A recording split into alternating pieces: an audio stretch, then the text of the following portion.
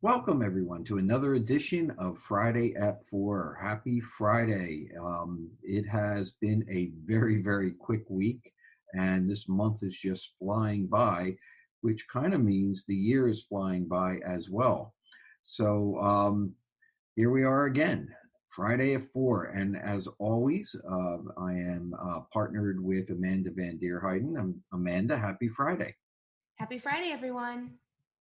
So I think Amanda has a pretty interesting topic for us today, and I'm going to let her do the summary, and I'm going to let her drive this video because this is more in her expertise than mine. Amanda.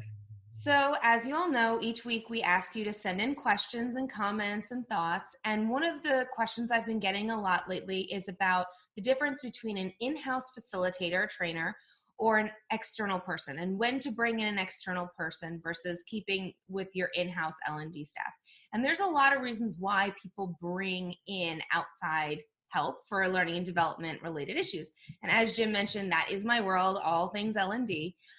So I wanted to talk to you a little bit today about certain reasons why you would want to reach out to an external company, someone like myself, who can help you facilitate trainings and learnings and design them in a way that helps your staff move forward, even if you have an internal L&D department.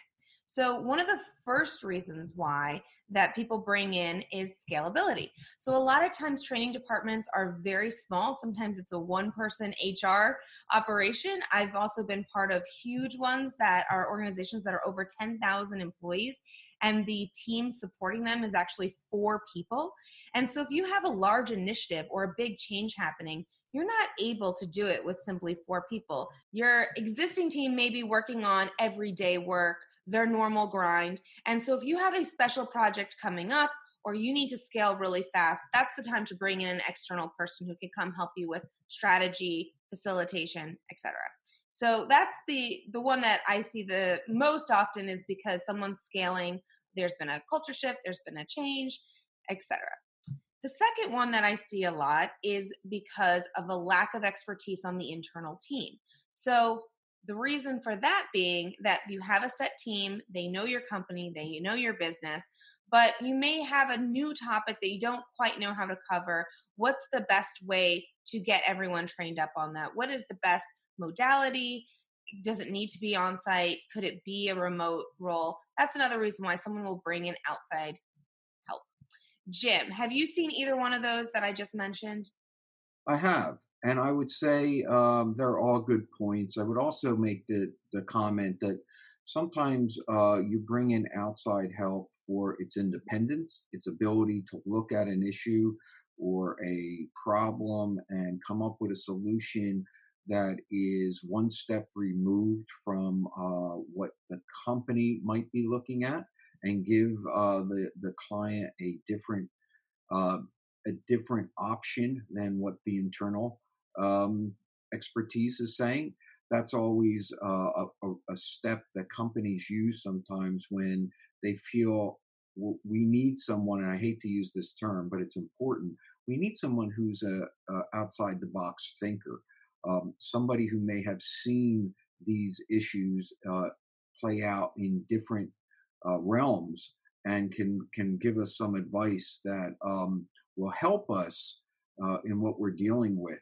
And sometimes internally, people get caught up with having to deal with what is going on immediately within the organization. So they're just not utilizing that skill set of looking outside and saying, hey, what did XY company do? Or what did this company do? And an outside resource can really help you kind of focus and narrow down on what is going to eventually be the proper use of funds and time and energy to get the problem resolved.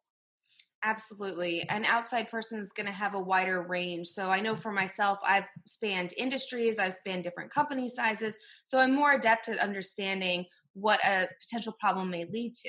And to Jim's other point, I can't tell you how many times someone's brought me in and said, my people need time management. They need time management. And when I dig down, that's a symptom. That's not the actual root cause of the issue. And so when you dig down deeper as an outside perspective, as a fresh perspective, you're able to identify that it's not actually a time management issue. It's a leadership issue. It's a communication issue. It's a workload bandwidth issue. But a lot of times people think they know coming in what the problem is, and so they just assume that this is what it is. But if you dig a little deeper and with an outside perspective, you have to, because you can't just assume. You have the ability to identify what really is going on, and then you come up with a better solution. So another reason I've found that external facilitators can be more effective than internal facilitators is a trust. So when you're doing an on-site classroom, there's a trust level that goes into it. If you have your HR person running a stress management class or a conflict class, they're going to be a lot less likely, people are going to be a lot less likely to open up about specific problems that they're having, because they don't want retaliation or retribution for something that they say in class. For an external person, they have that confidentiality a little bit more. They have the trust that this person is not going to run off and say something, that they're there to really, truly support the person in the classroom in getting the help that they need and the tools that they need to be successful. So it also gives that credibility of, I'm an outsider. I'm here to support you. I'm not in the everyday politics. I'm not in the grind with you. I don't know the person you're talking about. So maybe I can look at it in a different way than you're looking at it in. Jim, I'm sure you've had that in your world as well. Sure. I like to use the term, the outside resource is a hired gun. So their job is to come in and not worry about the internal politics, not get caught up in the minutia of the day-to-day operation of the company or what's going on internally. Their job is to come in, evaluate a situation, look at what they consider to be the best possible options to get it resolved successfully, and then present those options.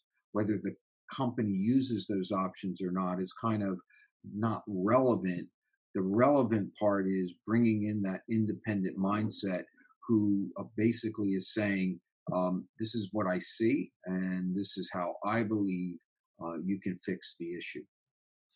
Absolutely. So with that, those are a few of the points that we wanted to bring up with you today. Why tap in an external person, since I've been getting that question a lot lately, and also to inform and give new breath to your current L&D team is also another great way to do it. So with that, if we didn't answer any of your question in relation to bringing an external facilitator or trainer when it comes to scaling up your L&D department, please let us know. Send us questions, comments. We're excited to help you with any of your needs. And we look forward to speaking to you next time. I'll let Jim take us out. So again, thank you. Thank you, Amanda. I hope this was helpful, very informative. And if there's something, again, as Amanda said, that we can help you with, please share your comments. Remember our new website, which is www.friday@at4.net. You can also go to our other website, www.grtas.net. Leave us some information. This topic came about because somebody was interested in learning more about it, and we hope that this helped. Until next week, have a great weekend, a great week, and take care.